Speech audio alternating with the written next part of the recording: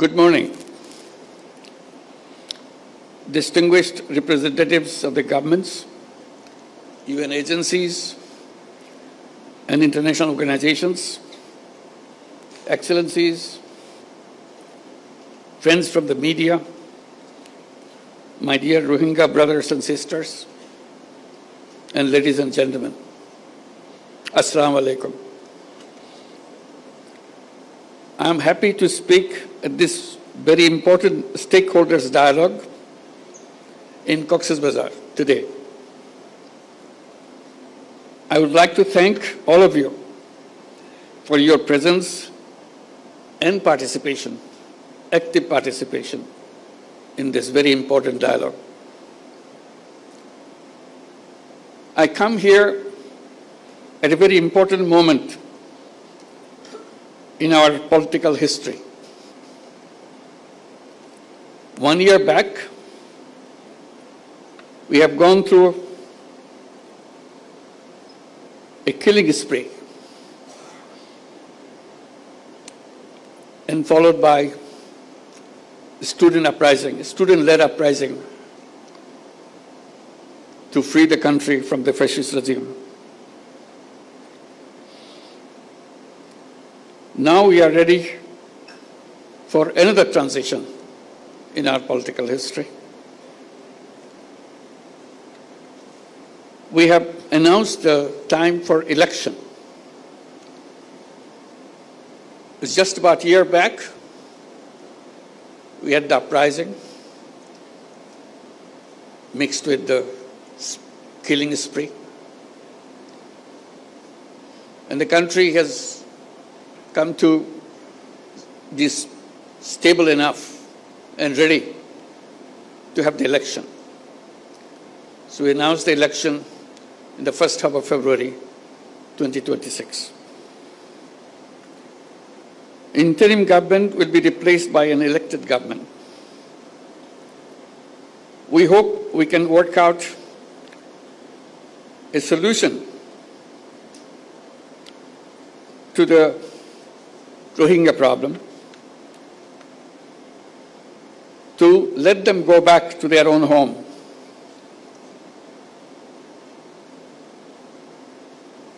As a part of this transition process that we are going through, it will be complete when we see we have also achieved this goal, to have all our Rohingya guests to return to their own home in their own environment.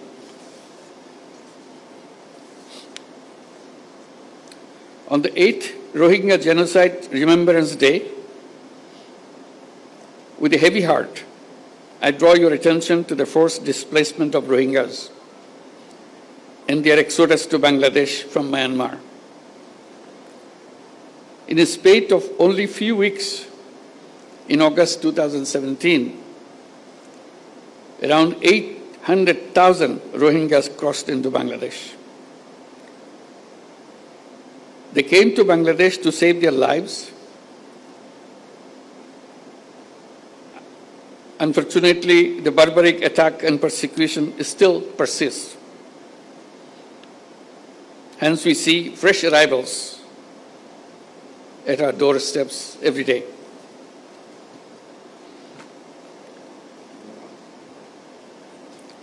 On this fateful day, it is our moral responsibility to take the right side of history and stop the armed actors from carrying out their horrible design of ethnic cleansing of the entire Rohingya population. It will be a historic blunder if we wait for seeing the very last Rohingya living Rakhine. We cannot let it happen. International commitment is to help the Rohingyas to go back to their own home. When Secretary General came in March here to be with the Rohingyas during the month of fasting, and he himself gone through the fasting for the whole day and meet for iftar. breaking of the fast, with nearly 100,000 or 150,000 Rohingyas around him, giving them hope that the world is with them and help them to go back their home and celebrate those festivals like Eid al-Fitr back home rather than here in the camps. We see fearful and shuttered eyes of Rohingya women and men when they appear at our doorsteps with horrific stories. The stories include, among others, systematic persecution, denial of nationality, forced deportation, mass killing, rape, inhuman torture, destruction of their properties in arson, and so on and so on. That is why in 2017, and even before that, Bangladesh opened its border to the Rohingya in a humanitarian gesture to save their lives despite resource and capacity constraints.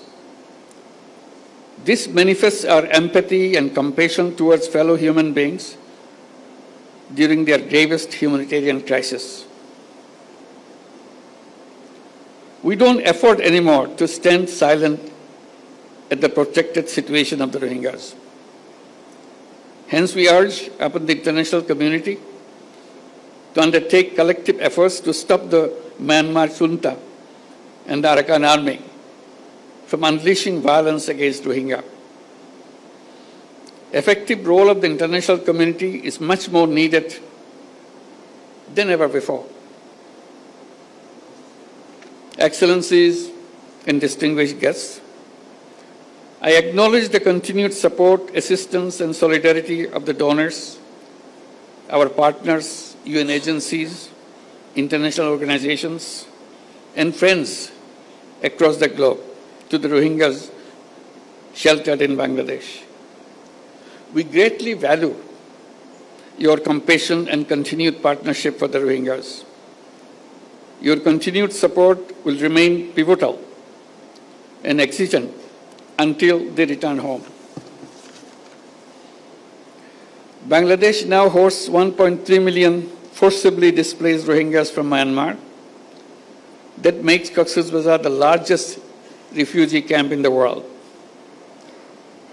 In addition, around 32,000 new babies are born each year in these camps. On the contrary, only less than 500,000 of them are living in Myanmar. This picture manifests that due to continued persecution, Rohingyas continue to leave Myanmar. During last 8 years, people of Bangladesh, in particular the host community here in Cox's Bazar, have been making tremendous sacrifices. The impact on our economy, resources, environment, and ecosystem, society, and governance have been huge. I thank our host community and the people of Bangladesh for their wholehearted support and enormous sacrifices for the Rohingyas. We don't foresee any scope whatsoever for further mobilization of resources from our domestic resources, given our own challenges. Rohingya issue and its sustainable resolution must be kept alive on the global agenda as they need our support until they return home. In that spirit of solidarity, during the last Ramadan in March this year, the Secretary General of the United Nations, Antonio Guterres, and I joined with over 100,000 Rohingyas in an iftar in Cox's Bazar, as I mentioned before. I take this occasion to thank the Secretary General on behalf of all the Bangladeshis and all the people in the camp and all the Rohingyas, wherever they are. That was a wonderful gesture he did and uplifted the morale of all the people in Bangladesh and the Rohingyas particularly around the world. You may recall that last year in the United Nations General Assembly, I made a 3-point proposition to address the Rohingya crisis. In recognition of my call, the high-level conference was envisaged for this year's General Assembly. I hope that this dialogue here in Cox's Bazar will contribute substantively to the conference in New York in shaping the roadmap for an expedited and permanent solution of the Rohingya crisis. My Rohingya brothers and sisters, Bangladesh supports and is working relentlessly for a sustainable solution to your crisis. This dialogue is aimed at amplifying your voice in rolling out a roadmap towards early, voluntary, and sustainable return to your homeland. Distinguished participants, it is not only the responsibility of Bangladesh, but also of the international community to share the burden of the Rohingya crisis, to reflect on the possible solutions, and to play an active role in implementing them. In going forward towards these objectives, I propose the following 7 points. First point, umbilical relationship of Rohingyas with their homeland cannot be severed. So their right to return to their own home and homeland has to be secured. Therefore, we urge all parties and partners to work hard for charting a practical roadmap for their speedy, safe, and dignified, voluntary, and sustainable return to their homes in Rakhine as soon as possible. We must not be held hostage to mere rhetoric. The time is for action right now. Second point, undiminished contribution of donors and humanitarian partners is essential to ensure continuity of life-saving programs.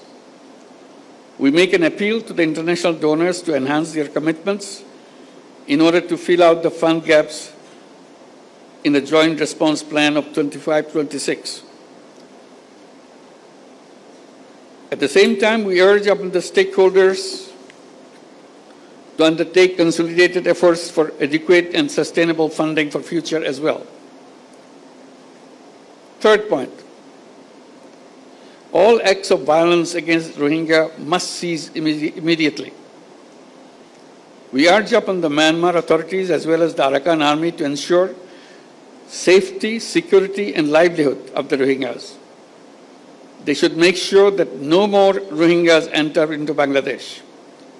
At the same time, they must allow internally displaced persons from camps in central and northern Rakhine to return to their homes inside Myanmar as soon as possible.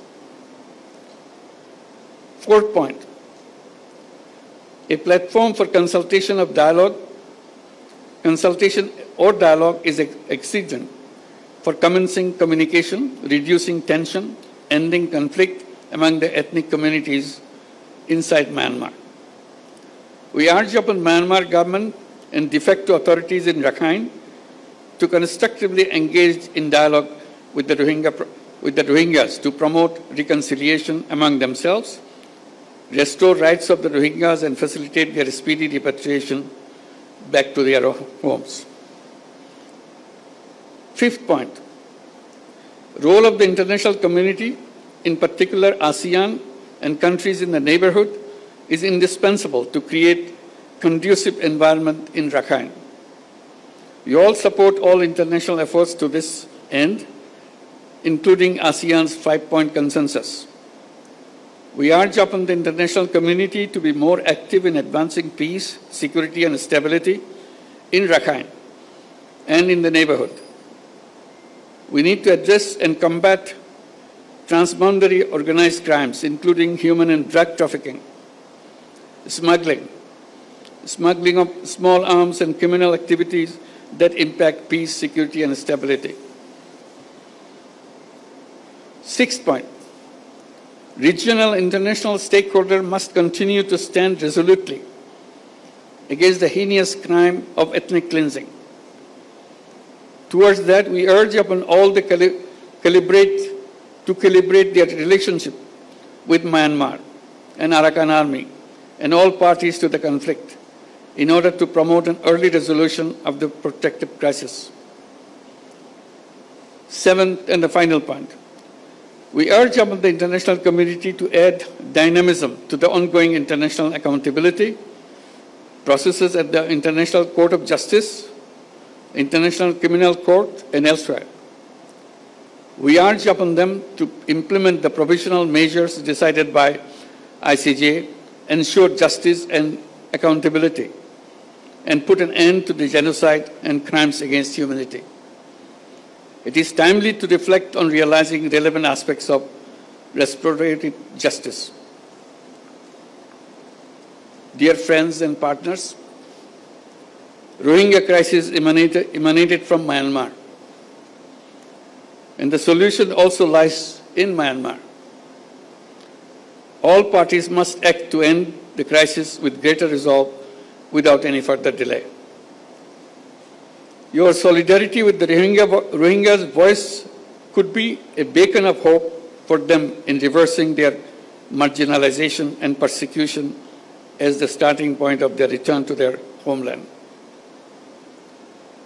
Let us all join our hands and pronounce our determination to contribute to the dignified return of the Rohingyas, ensuring justice and accountability. I thank you all. Assalamu alaikum.